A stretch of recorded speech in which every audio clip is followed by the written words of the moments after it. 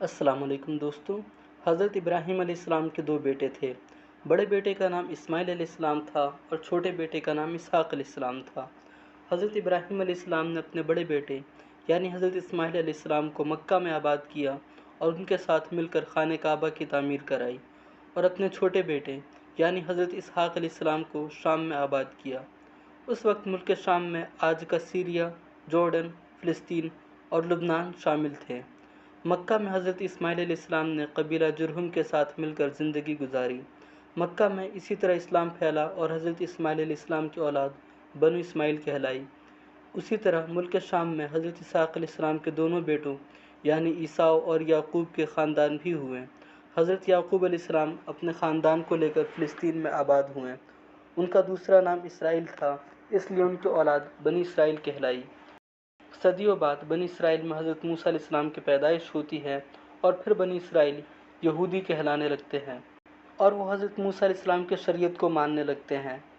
इधर फ़िलिस्तीन में यहूदियत का गलबा था तो मक्का में बनी इस्माइल भी सही रास्ते से भटक कर बुत परस्त हो चुके थे।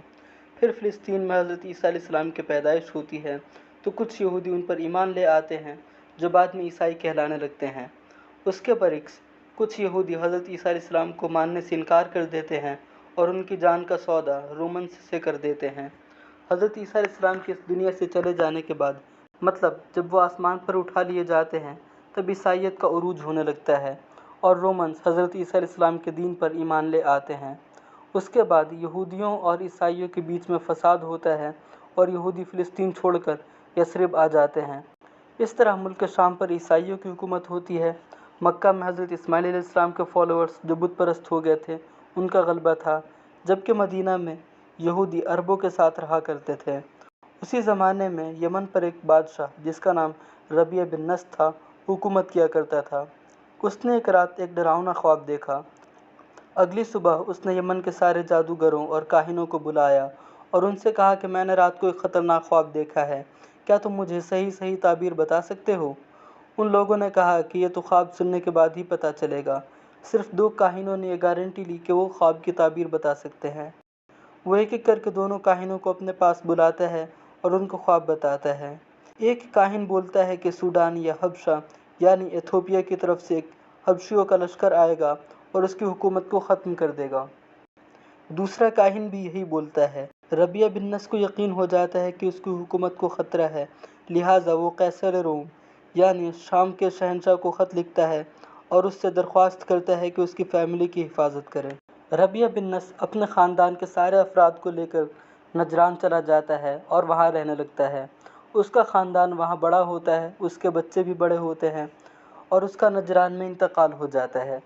उसके बाद उसके बच्चों की ख्वाहिश होती है कि वो दोबारा अपने मुल्क यानी यमन में जाकर आबाद हो जाएं। उसका एक बेटा जिसका नाम तुब्बान असद बिन रबिया था, वो अपने कबीले को लेकर नजरान से निकलता है और यमन की तरफ कूच करता है। रास्ते में उसका गुज़र यसरिब से होता है। किसी काम से अपने एक बेटे को यसरिब भेजता है जहाँ उसका बेटा मारा जाता है, जिसकी वजह से तुब्बान असद बिन रबिया को बहुत गुस्सा आता है और वो अपने लश्कर के साथ मदीना पर हमला कर देता है। मदीना में बहुत ज़्यादा आबादी अरबों की थी। वो अरब बहुत ही ज़्यादा मेहमान नवाज थे। मदीना के लोग आज भी बहुत ज़्यादा मेहमान नवाज हैं। दिन को तुब्बान असद बिन रबिया से वो लोग जंग करते थे और रात में वही लोग उसके कबीले वालों को खाना भी खिलाया करते थे। ये सिलसिला कई दिन तक होता रहा और तुब्बान असद बिन रबिया ये सब देखकर बहुत ज़्यादा हैरान हुआ। यसरिब में 3 यहूदियों के कबीले थे जिनका नाम बनु क़युक़ा, बनु क़ुरैज़ा और बनु नज़ीर है। एक दिन बनी क़ुरैज़ा के 2 उलमा तुब्बान असद बिन रबिया के पास आए और उससे कहा कि ये एक महफूज मुकाम है और एक नबी की रिहाइश गाह भी है जिसे अल्लाह बहुत जल्द इस सरज़मीन पर भेजेगा। हमारा तुम्हें ये मशवरा है कि तुम इस शहर के लोगों से जंग मत करो, वरना तुम पर अल्लाह का कहर नाजिल होगा। तुम वापस यमन चले जाओ।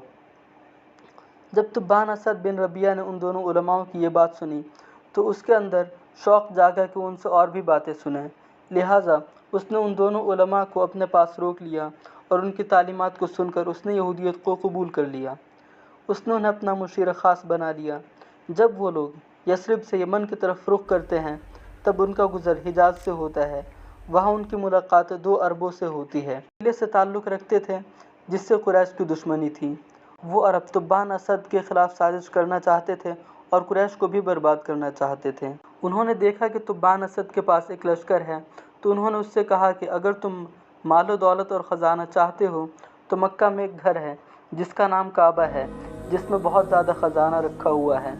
قریش کے لوگ اتنے زیادہ خود غرض ہیں کہ وہ لوگ خزانہ تقسیم نہیں کرتے۔ اگر تم امیر بننا چاہتے ہو تو جاؤ اس گھر کو مسمار کر دو اور جتنا بھی سونا چاندی ہے سب لے لو۔ تبان اسد ان 2 عربوں کی باتوں میں آ گیا اور خانہ کعبہ کو منہدم کرنے کے لیے چل پڑا۔ جب ان دونوں یہودی علماء کو اس بات کا پتہ چلا تو انہوں نے کہا کہ اگر تم خانہ کعبہ کو مسمار کرنا چاہتے ہو تو کر دو، لیکن ہم تمہیں آگاہ کرتے ہیں کہ یہ اکلوتا اللہ کا گھر ہے جس کو آج تک کسی نے نقصان نہیں پہنچایا ہے۔ اگر تم برے ارادے سے اس کی طرف جاؤ گے تو تم پر اللہ کا عذاب نازل ہوگا۔ جب تبان اسد کو ان 2 عربوں کی سازش کا علم ہوا تو اس نے ان دونوں کو پکڑ کر ان کا سر قلم کر دیا۔ ان یہودی علماء نے اس سے کہا کہ اب کعبہ کے پاس جاؤ، اس کی زیارت کرو اور جو بھی مکہ والے اور باقی لوگ کر رہے ہیں وہ کرو۔ چنانچہ وہ مکہ میں داخل ہوا اور حرم میں داخل ہو کر کعبہ کی زیارت کی اور حج کیا۔ غریبوں کو بھی اس نے کھانا کھلایا اور پھر قربانی کر کے بہت سارا گوشت غریبوں میں اور لوگوں میں تقسیم کیا۔ اب یہ مکہ میں ہی رہتا ہے کہ ایک رات اس کو خواب آتا ہے کہ وہ کعبہ پر چادر چڑھا رہا ہے، یعنی کعبہ کو کور کر رہا ہے۔ اس سے پہلے کبھی بھی کعبہ پر چادر نہیں چڑھائی گئی تھی۔ اگلی صبح وہ اٹھتا ہے اور کعبہ پر چادر چڑھاتا ہے، خوبصورتی کے لیے بہت سی اشیاء کا بھی استعمال کرتا ہے۔ اس کو خواب آتا ہے کہ وہ خانہ کعبہ پر چادر چڑھا رہا ہے۔ تب صبح میں وہ اور ایک خوبصورت کپڑے اور اس میں بہت سارا سونا چاندی لگا کر کعبہ پر چڑھا دیتا ہے اور اس کو کور کر دیتا ہے۔ پھر اگلی رات اس کو وہی خواب آتا ہے، تب وہ پچھلے دنوں سے بھی زیادہ قیمتی اور خوبصورت اشیاء سے کعبہ کو کور کر دیتا ہے۔ تبھی سے کعبہ کو کور کرنے کی سنت رائج ہوتی ہے۔ تبان اسد نے کعبہ پر کور کے 3 لیئرز لگائے تھے، اس لیے 3 لیئرز کی چادر اور جو کچھ بھی سامان ان پر تھا اس سے کعبہ ایک لمبے عرصے تک کور رہا۔ پھر جب عبد المطلب کا زمانہ آیا تب سے کعبہ کو ایک ہی لیئر سے کور کیا جانے لگا۔ اس کے بعد جب تبان اسد اپنے ملک یعنی یمن پہنچ جاتا ہے تب لوگ اس کو اپنا بادشاہ ماننے سے انکار کر دیتے ہیں، اس بنیاد پر کہ اس نے اپنا مذہب چھوڑ کر یہودیت کو قبول کر لیا تھا۔ یمن کے لوگ بتوں اور آگ کی پوجا کیا کرتے تھے۔ تبان اسد نے کہا کہ میرا اور یہ یہودی علماء کا مذہب صحیح ہے۔ یمن میں جب کبھی بھی مذہبی معاملوں میں ڈسپیوٹس ہوتے تھے تو وہ لوگ آگ کے ذریعے فیصلہ کیا کرتے تھے۔ وہ اس طرح کہ وہ لوگ ایک کمرے میں آگ جلا کر رکھتے تھے، فیصلہ کرتے وقت وہ دونوں طرف کے لوگوں کو آگ کے پاس لے جاتے تھے اور اس کمرے کا دروازہ کھول دیتے تھے۔ جو لوگ اس آگ کے شعاعوں کے لپیٹ میں آ جاتے تھے ان کو گنہگار مان لیا جاتا تھا اور جو لوگ بچ جاتے تھے ان کو بے گناہ قرار کر دیا جاتا تھا۔ یہ لوگ یہ فیصلہ کرنے کے لیے کہ کون سا مذہب صحیح ہے، بت پرستی یا یہودیت، وہ اپنے 2 لوگوں کو اور ان دونوں یہودی علماء کو اپنے ساتھ لے جاتے ہیں اور دونوں طرف کے لوگوں کو الگ الگ سمت رکھا جاتا ہے۔